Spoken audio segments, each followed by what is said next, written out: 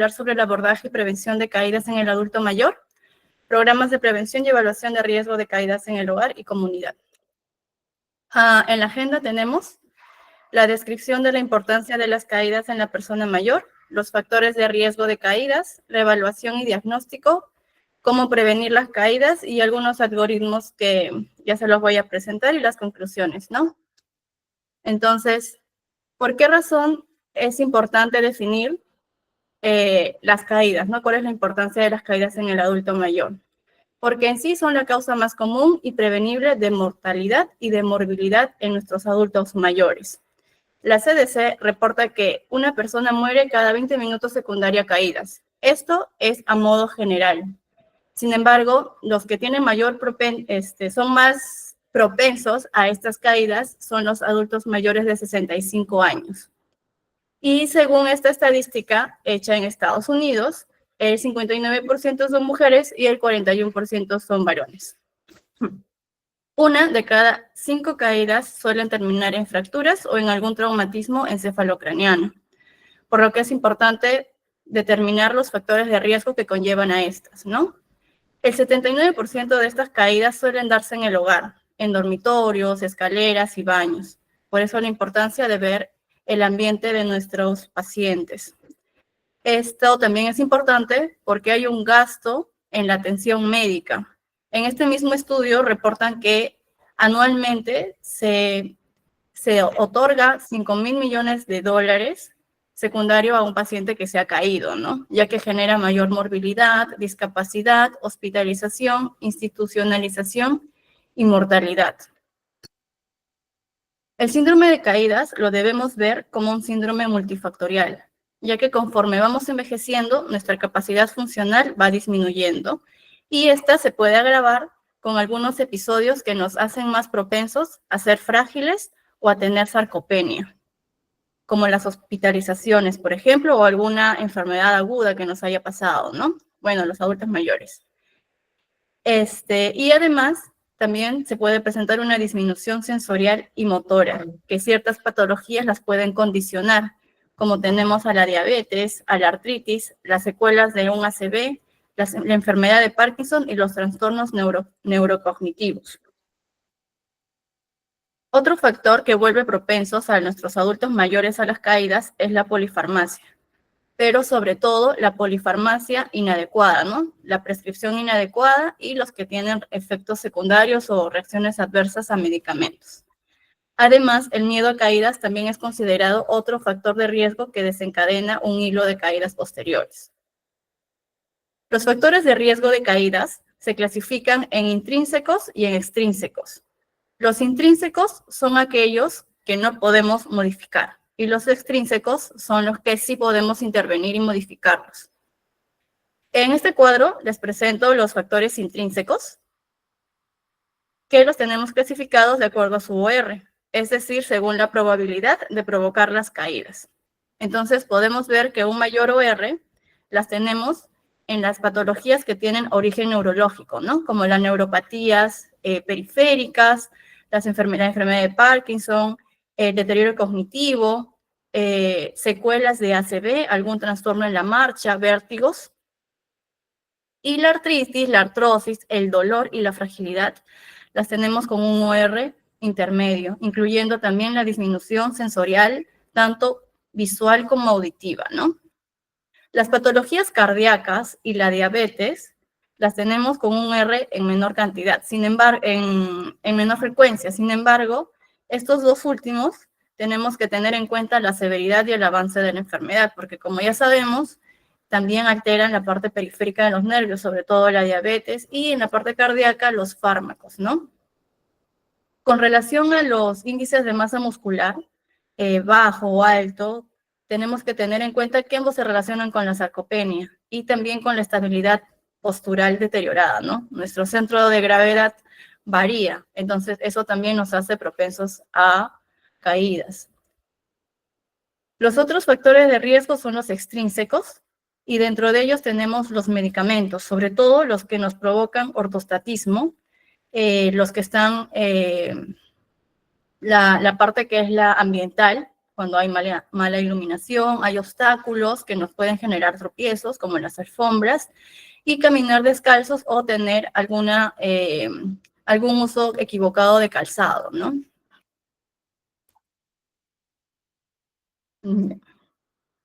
Para la evaluación y el diagnóstico es igual que cualquier enfermedad, ¿no? Tenemos que hacer una anamnesis amplia, un examen completo físico, evidenciar el grado de fragilidad de nuestro paciente y hacer pruebas de detección de movilidad.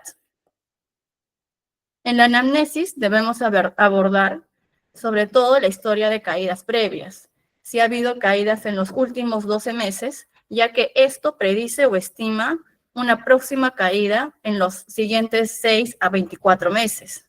Además, también tenemos que preguntar si hay un miedo subjetivo a caerse.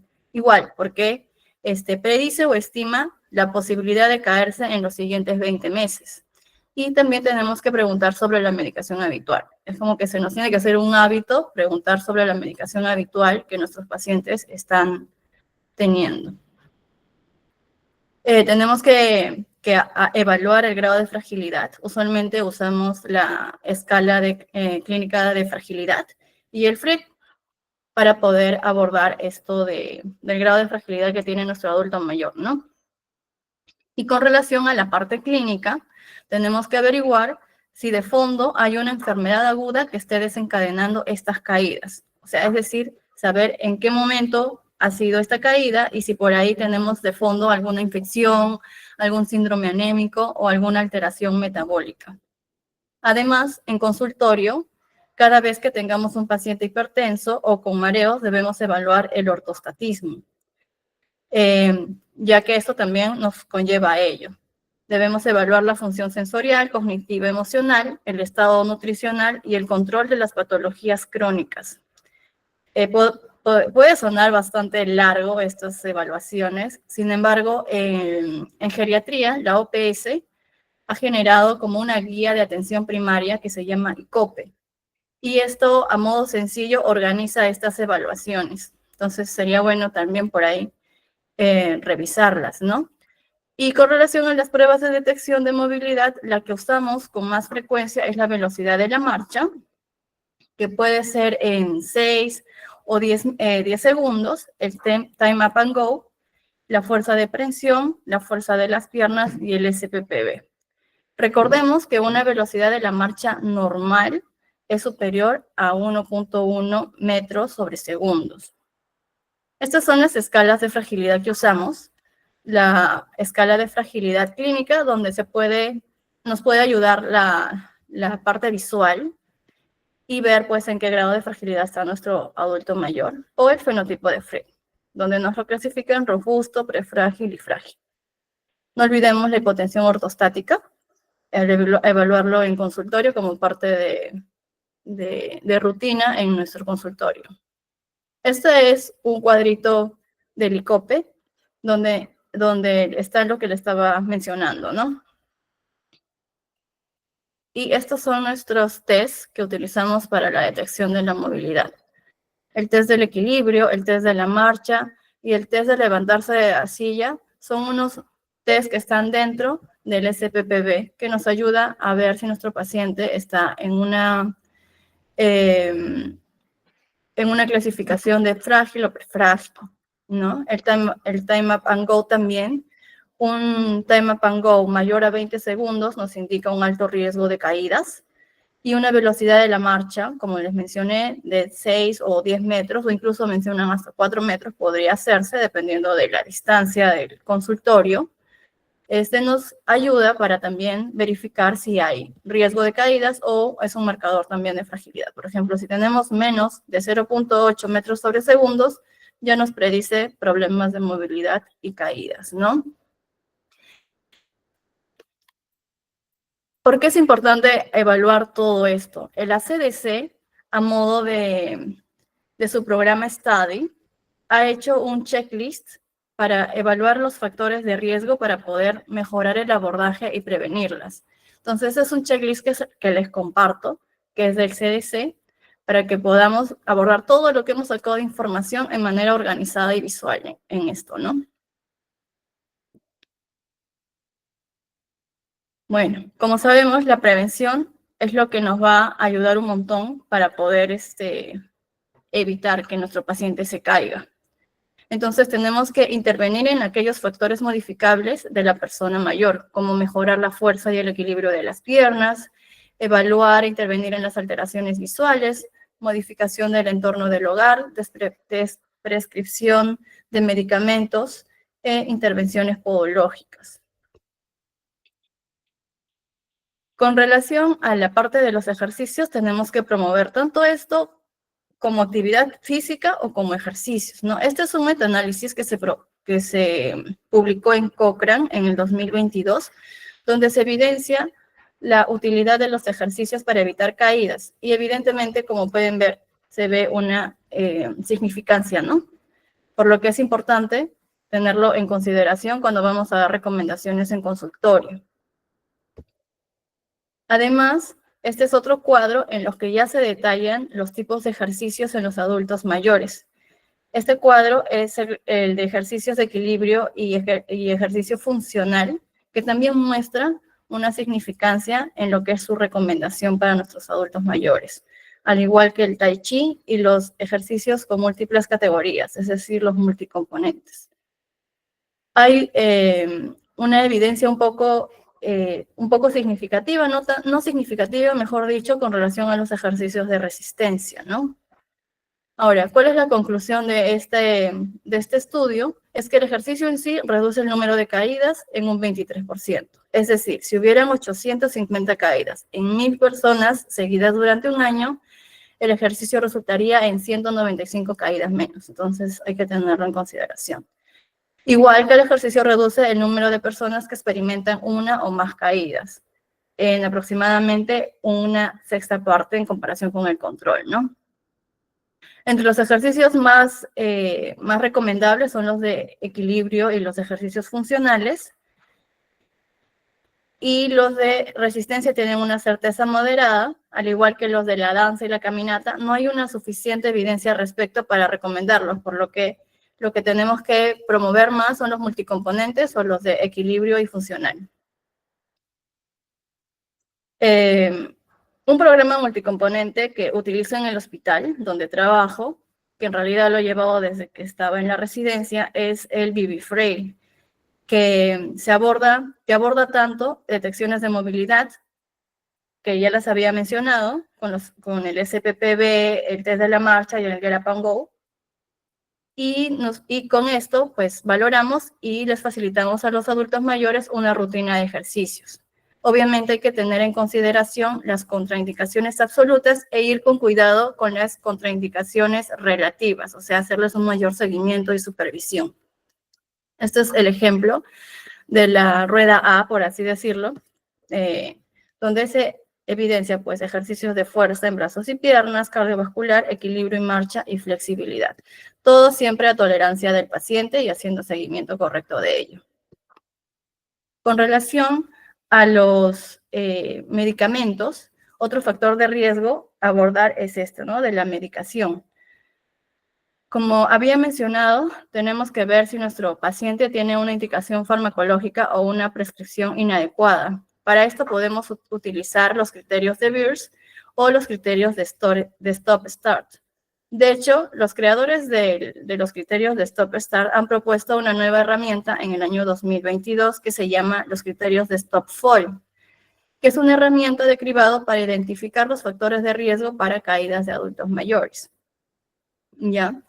Hay que tener en cuenta que cualquier herramienta que utilicemos, Stop-Start, Beers o el Stop-Fall, son herramientas que tienen que ser contextualizadas a la necesidad del paciente. No se usan de manera aislada, tienen que ser contextualizadas, ¿no?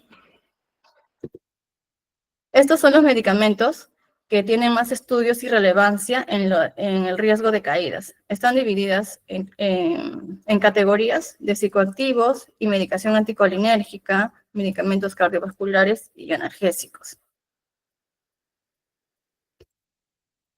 En este cuadro se presenta, es del Stop-Falls, y nos ayuda a valorar en qué casos vamos a valorar la retirada de los medicamentos y si hay necesidad de seguimiento luego de retirarlos. Por ejemplo, en el caso de las benzodiazepinas o los antipsicóticos, ¿no? ¿Por qué los podemos ir retirando? Tal vez porque nos provocan una sedación diurna, por ahí alteraciones psicomotoras. Tenemos que monitorear si al suspenderlos nos genera mayor insomnio, nos genera mayor ansiedad. Entonces, por esa razón tenemos que estar muy atentos a las consecuencias de nuestra suspensión de nuestros medicamentos, ¿no? Igual, por ejemplo, en consultorio a veces llegan los pacientes con un montón de diuréticos y llegan con hipotensión ortostática o simplemente hipotensión, ¿no? A la evaluación con mareos, vértigos o alguna alteración electrolítica, ¿no? Entonces, tenemos que ver si es necesario irlo suspendiendo o no. Tenemos que monitorizar si nuestro paciente ya pasó tal vez la fase aguda de la insuficiencia cardíaca, la descompensación, si es que está presentando picos de hipertensión que no controlamos o si ya no hay signos de retención de líquidos, ¿no? Ya. Y tener ojo, ¿no? En aquellos medicamentos que requieren un retiro progresivo. En este cuadro se puede evidenciar los de color rojo absolutos son los pacientes que sí, con los medicamentos que sí necesitan un retiro progresivo de ellos, ¿no? Muy bien. Pese a que la disminución de la agudeza visual está dentro de los factores de riesgo intrínsecos, hay estudios en los cuales se reporta que las caídas se disminuyen posterior a la intervención quirúrgica por cataratas, que es algo que en realidad podemos abordar. En consultorio a veces me han llegado pacientes en que mencionan en su contexto que por tener 80, 85 años ya no son candidatos de operación quirúrgica de cataratas. En realidad no lo tenemos que ver así, ¿no? Tenemos que valorar cuáles son las pro que nos puede llevar esta operación. Bueno, lo curioso de esto es que a pesar de que se disminuye el riesgo de caídas o las caídas posterior a la cirugía de cataratas, uno pensaría que al operar los dos ojos va a haber menos riesgo de caídas. Sin embargo, en este estudio en este metaanálisis, no se evidencia tanto ello, pero también hay que tener en cuenta que no tiene tiene mucha heterogeneidad, ¿no? Entonces, por ahí, de todas maneras, siempre promover que nuestros pacientes a los que detectemos alguna disminución de agudeza visual y se evidencia una catarata, pues promover su intervención quirúrgica. La modificación ambiental es importante, ya que la mayoría de caídas son en el hogar. Existe un programa en Estados Unidos que se llama CAPOD, que es un programa interdisciplinario domiciliario para reducir la discapacidad en el adulto mayor en 10 sesiones durante 5 meses. Acá interviene tanto terapia ocupacional, enfermería, hay aporte entre los mismos participantes con los enfermeros o los licenciados en terapia ocupacional para determinar sus objetivos funcionales. Hay una implementación de estrategias adaptadas a los adultos mayores y también incluye una reparación en el hogar y modificaciones con la colocación de dispositivos de asistencia y educación con relación a lo que es factores de riesgo en casa para que se puedan caer. Entre sus outcomes principales estaba ver que la utilidad de este programa condicionaba a una mejora en las actividades básicas de la vida diaria. Entonces, como pueden ver, se hizo 5 estudios en los que se hizo un metaanálisis también, una revisión sistemática con metaanálisis, en la cual se evidenciaron que 5 estudios y en los 5 se veía pues una mejora en las actividades básicas de la vida diaria con este programa. Además, que entre sus outcomes secundarios se evidenciaba una eficacia en las caídas. Mejoró la eficacia en caso de caídas, ya que había muchísima más confianza en el paciente en realizar actividades sin caerse, ¿no? Entonces, todo lo mencionado se puede resumir en este algoritmo, cuyo fin en realidad es el siguiente, no es la prevención. Entonces, ya hemos hablado sobre el screening, sobre la evaluación clínica, tanto la historia del paciente como el examen físico, y estos son nuestro abordaje, ¿no? Desprescribir medicamentos, ver qué estrategias no farmacológicas podemos otorgar, el seguimiento de nuestras patologías crónicas, ver si podemos referirlo a terapia ocupacional para que nos pueda ayudar, dar recomendaciones y educación de cuáles son los obstáculos que podemos tener en casa, las alertas, llevarlo al podólogo si tenemos alguna alteración en lo que es las pisadas, cambiar el calzado, manejo de la osteoporosis. Todo paciente que tenga un riesgo de caídas, tenemos que manejar osteoporosis, tenemos que hacer un screening de osteoporosis. Entonces, la CDC, ese es un algoritmo que pues lo he encontrado en una revisión, artículo de revisión del JAMA, que me pareció bastante didáctico, pero la CDC también ha hecho un algoritmo en la cual utiliza tres preguntas clave, ¿no? Para poder definir si hay riesgo o no hay riesgo de caídas. Entre estas preguntas son, ¿se siente seguro al estar de pie o levantarse? ¿Le preocupa caerse? ¿Se ha caído en el último año? Si hay alguna pregunta positiva, ya tenemos un riesgo de caídas. Entonces tenemos que abordarlo como se ha estado mencionando, ¿no? Con el examen, que es básicamente la parte de la movilidad, ver los criterios para desprescripción de medicamentos, dar recomendaciones sobre los obstáculos en casa, ver la hipotensión ortostática, ver la parte visual, el calzado, dosar vitamina D para poderla pues otorgar, o sea, indicar, y identificar comorbilidades como osteoporosis y depresión, ya que con estas, como ya se había mencionado al inicio de la exposición, una de cada 5 caídas nos conlleva a fracturas, ¿no? Sobre todo las fracturas de cadera. A raíz de este algoritmo de la CDC, la Guía Mundial de las Caídas generó un algoritmo, pero es básicamente lo mismo, solamente que los divide de acuerdo al riesgo del paciente a caídas. ¿Y por qué lo pongo? Porque se tiene que hacer un seguimiento de estas caídas. Si es que un paciente tiene un riesgo intermedio o un riesgo bajo de caídas, de acuerdo a nuestra anamnesis y nuestro examen de movilidad, tenemos que hacerle una reevaluación al año o si es que ha presentado una caída en ese tiempo, ¿no? Pero si tenemos un paciente con un alto riesgo de caídas, tenemos que, bueno, abordarlo multifactorialmente, como ya lo hemos visto, individualizar cada terapia y hacerle seguimiento a los 30 días o 90 días para evaluar de que nuestro paciente esté mejorando o esté realmente siguiendo un programa multifactorial, ¿no? Estas son las 6 sugerencias que nos ayuda a prevenir las caídas, que están a modo de una imagen, un infograma, ¿no? Que es básicamente lo que hemos conversado. Los medicamentos, la actividad física, chequeo de vista y audición, ver que haya pues zona segura en casa, que es las barreras, la iluminación, que nuestros pacientes estén informados sobre levantarse despacio para no marearse, el uso de bastones o de andadores dependiendo de el tipo de necesidad del paciente.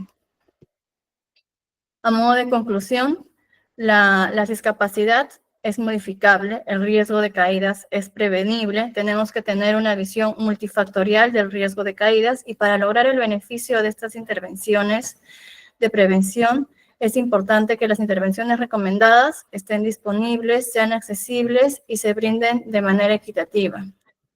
Y bueno, promover la actividad física y los ejercicios. Eso sería todo. Gracias.